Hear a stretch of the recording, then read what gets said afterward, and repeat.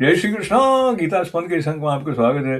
देखिए, हमारे प्रारंभ का जो समय है, सुबह सुबह जब दिन प्रारंभ होता है तो हम अपना कर देकर कुछ उच्चारण करते हैं और जो भूमि का स्पर्श करते हैं तो हम क्या कहते हैं?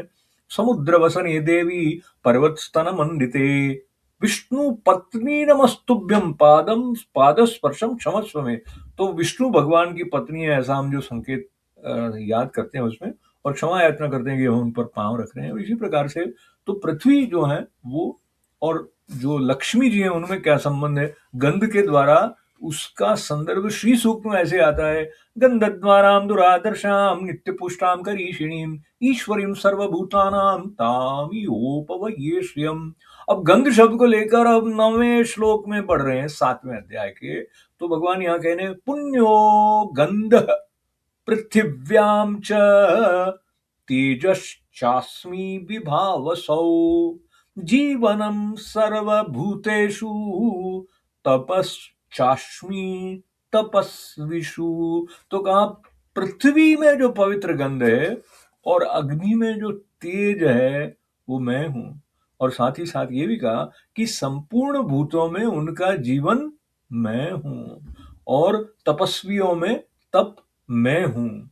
तो ये जो भगवान स्पष्ट रूप से ये कह रहे हैं कि संपूर्ण भूतों में उनका जीवन मैं हूं, ये जब हमारी अनुभूति में आ जाता है तो एक ये आश्वस्ति मिल जाती है कि हम कहीं भी अकेले नहीं हैं। वो हमेशा हमारे साथ है, जो जीवन के रूप में पर्यवसित हो रहा है, प्रकट हो रहा है, और उसका जो प्रवाह जीवन के रूप में है वो शुद्ध रूप से मंगलमय है ही है। और जैसे जैसे हमारा बोध इस बात का बढ़ता है, वैसे वैसे हमारे जीवन से तनाव, कुंठा इत्यादि हटते चले जाते हैं। और कहा कि कृष्ण का वर्ण करने वाली जो सगुण वृत्तियां हैं वो भी निर्गुण हो जाती हैं।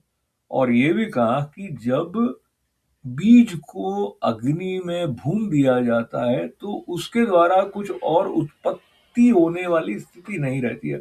उसी तरह से भक्ति के द्वारा, श्रद्धा के द्वारा, तप के द्वारा जब हम अपने ऐसे संस्कारों से परे चल जाते हैं जिनको लेकर पुनरपि जननम पुनरपि मरणम पुनरपि जननी जठरे शयनम, यानी बार बार जन्म नहीं लेना हो, मोक्ष प्राप्ति की तरफ बढ़ जाते हैं।